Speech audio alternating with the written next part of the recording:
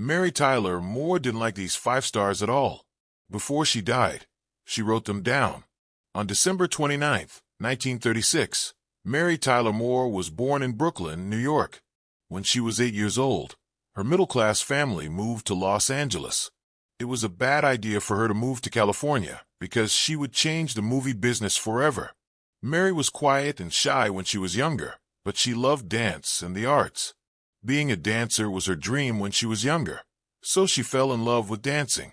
It wasn't movies that made her famous at first, it was TV ads. The best known of these was the one with the dancing elf that was called Happy Hot Point in 1950s appliance ads. The first thing she saw in the news that would make her famous was this silly part. The Dick Van Dyke Show cast Mary Tyler Moore as Laura Petrie, Dick Van Dyke's crazy wife, in 1961. This was her big break. She used her funny face, great timing, and ability to make people laugh on the show from 1961 to 1966. It was new and different how she played Laura at the time. Moore played a character who was funny, smart, independent, and not afraid to disagree with her husband. This made her character stand out from other TV women of the 1960s. She changed how modern American women are shown on TV when she wore capri pants on TV. It was a small but important fashion choice. People loved Moore and Van Dyke's friendly and real relationship right away because they were so much fun together. Moore was one of the most interesting and beautiful TV actors, and her role on the show earned her 2 Emmys. A lot of people thought Moore's career would slow down after the Dick Van Dyke Show, but she shocked everyone by going against the odds. Back to TV in 1970, this time as Mary Richards on the Mary Tyler Moore Show. This role would forever change how American comedies are made. There was a new kind of TV woman named Mary Richards. She was busy, single, and ran a news station in Minneapolis. The show broke new ground because it made deep and funny social points about feminism, fair pay for women and men, and personal growth. She put her work ahead of getting married, and she was strong-willed and independent. It became famous when Moore threw her hat into the air at the start of the movie. This came to stand for women's freedom and hope. Fans liked her on the show, and it also told other women to follow their dreams without thinking about what might happen. For the show, Moore won 4 more Emmys. It is now thought to be one of the best comedies ever made for TV. Not only was Mary Tyler Moore a great TV star, she was also a famous actress and playwright. She was up for an Academy Award for her part as the mother in Robert Redford's 1980 movie Ordinary People, who was mentally distant. She can do a lot of different things. People who thought she was mostly funny were shocked by her sad performance. Moore has also worked with Elvis Presley in a number of movies, including Thoroughly Modern Millie, 1967, and Change of Habit, 1969. Whose Life Is It Anyway? And The Gin Game, 2 Broadway shows, showed how adaptable she was. She was able to mix humor, sadness, and openness in a way that made people feel deeply moved in all of these areas. In her spare time, Mary Tyler Moore worked to improve the lives of animals and studies of diabetes. In her early 30s, she was told she had type 1 diabetes. She used her fame to bring attention to the disease. For a long time, she was the head of the Juvenile Diabetes Research Foundation around the world. A lot of people feel ashamed when they have a long-term illness, but she talked about hers and gave hope to millions of people who are going through the same thing. Animal rights were also very important to her. She spoke out against abuse and gave money to groups that help animals. It's because of her that people are kind and responsible, and her care and kindness went beyond the screen and stage. Mary Tyler Moore had a very interesting job and a very interesting home life. The fact that she got married showed how much she had grown as a woman and an actress. The 3 times she was married, things changed in her personal life, at work, and even in how people saw her when she wasn't playing. She married Richard Mayer for the first time in 1955, when she was only 18 years old. It was still her dream to be a big star in show business. Mary was a lot younger than Mayer, and Mayer wasn't in show business. She gave Mary the safety she needed when she first moved to Hollywood. A boy named Richard Mayer Jr. was born in 1956. Many times, Mary talked about how happy and hard it was to have a kid so young. In the late 1950s and early 1960s, When her career took off, she had to choose between fame, having kids, and her own goals. This made her marriage tough. Lisa Petrie on The Dick Van Dyke Show was one of her first TV jobs. Even though they got a divorce in 1962, they stayed friends. Mary lost her son Richard many years ago. He killed himself when he was 24 years old. That event changed her life forever, and it also helped her understand how people feel when they are hurt. She broke up with Richard Mayer that same year. One of the most important artistic decisions Mary ever made was how to spend her marriage to TV executive Grant Tinker.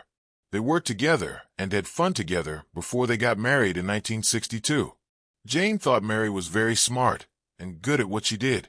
Robert and Mary Tyler Moore started MTM Enterprises together. This is what made the Mary Tyler Moore Show one of the most innovative TV shows ever. Because the show did so well, Moore became a girl hero. For a new group of women, she stood for being free and on her own. During the 1970s, Mary and Tinker were a powerful pair in Hollywood. Mary was good at art, and Tinker was good at business. Really, their marriage was coming apart because Moore drank and had diabetes, and also because of all the attention. Even though they split up in 1981, they both said they loved and valued each other in the end. The more serious and dramatic roles Mary took on, the better her acting career got. Critics liked the role she played. In the end, Tinker was named head of NBC. Mary's second love was Dr. Robert Levine, who was 16 years younger than her.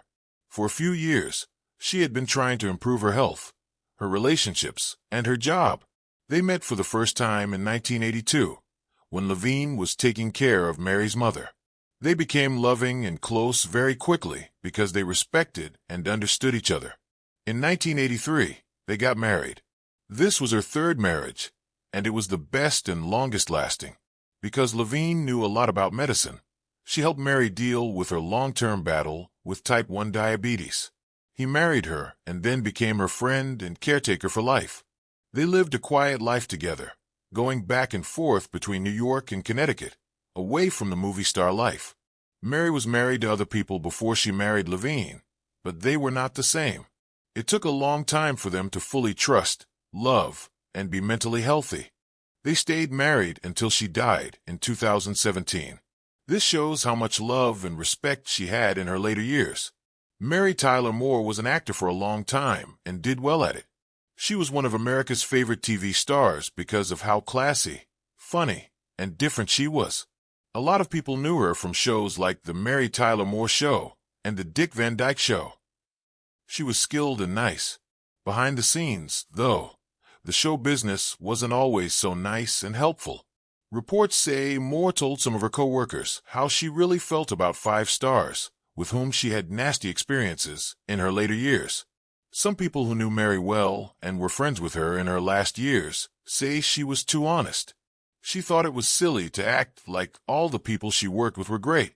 By going into detail about what happened, we got a rare look at how angry a woman who was usually seen as cool had become. Rosa Mary was the first person she thought of. She was on The Dick Van Dyke Show with Mary Tyler Moore. People thought they were happy together on TV, but in real life, things were much worse. Rosemary and Moore often fought over attention and praise.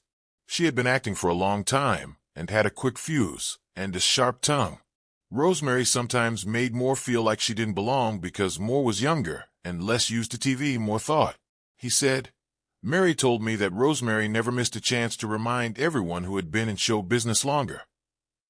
Moore said she thought it was tough and competitive to work there, especially in the first few seasons of the show, even though they kept in touch professionally.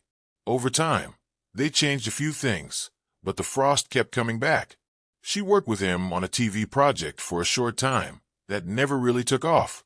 His name was James Garner. Moore believed Garner was rude and hard to get along with, but many others admired his friendly nature and stunning good looks. Mary told him she thought he was too negative, even though she liked his skills. She told him she didn't like the bad things he said about the business and the people who worked there. Moore is a very good worker, and she thought Garner's actions were almost rude to her work. They didn't like the same kinds of art. They were both very careful, but she was very careful, very careful, very careful. I had a bad taste in my mouth for years because of the personality clash. One more name that came up was Ted Knight. They had worked together on the Mary Tyler Moore Show. Knight became well known and got good reviews for his role as the cocky but likable Ted Baxter. But things were not going so well in his personal life. Corbett thought back to Mary telling him that Ted could be very moody. He took criticism very personally, and she often had to walk on eggshells around him. When they were working together, they often had different ideas about how to read the story and figure out who the people were. Moore told Knight that she was tired after helping Knight deal with her problems for days on end, even though they both thought the other was very smart. But she was always good at what she did, and people never thought the two famous people were fighting. The fourth person, Richard Chamberlain, is said to have caused more trouble. Moore and Chamberlain were both in a movie made just for TV before Moore became famous. Moore said Chamberlain was too focused on himself and didn't care about his female co-stars, even though Chamberlain is known for being cool and classy. Mary told me she couldn't stand how Richard made everything about him, he added. He would tell her that the things she was thinking about were not important. These things were mean to a woman who was trying to stand up for herself at a time when female stars weren't often praised. There was a lot of cocky male behavior in Hollywood in the 1960s and 1970s that Moore saw in Chamberlain. Moore finally brought up Dick Van Dyke, but it wasn't because he wanted to hurt him. It was because he was mad. Many people thought their relationship with Van Dyke was always smooth, but it wasn't always that way. Mary told me she loved Dick, even though they didn't always agree. Corbett proved that he could be nice one minute and cold the next. In the 1960s, Van Dyke's drinking problems made things dull at work at times. It was hard for Moore when her co-star wasn't free or busy because her co-star was all business. Even though these things happened, she never let her feelings get in the way of their relationship as artists. In the end, Van Dyke said nice things about her, and the stress turned into love. Glenn Corbett stressed that Moore's opinions were based on facts, not anger, when he thought back on these talks. Mary wasn't a mean person. He said that being honest, good, and following the rules were all she cared about. When other people didn't show that, it made her sad. In fact, her thoughts showed more worry than anger because she was the first woman in her family to work in Hollywood. Behind all the fun and smiles, Mary Tyler Moore had the same personal issues and had to deal with the same pressure at work as everyone else. It was also interesting to see the person behind the fame because she was open about her issues. We all have secrets, complaints, and facts that come out when we are not the center of attention. This is true even for the most liked people. Mary Tyler Moore passed away in Greenwich, Connecticut, on January 25, 2017. She was 80 years old. A lot of people laughed, be brave, and get ideas from her. Even though she died at an old age, her spirit goes on. She was well known for more than just being on TV. In show business and other areas, she broke new ground and changed what women could do. Stories that honor freedom, knowledge, and hope still have her in them.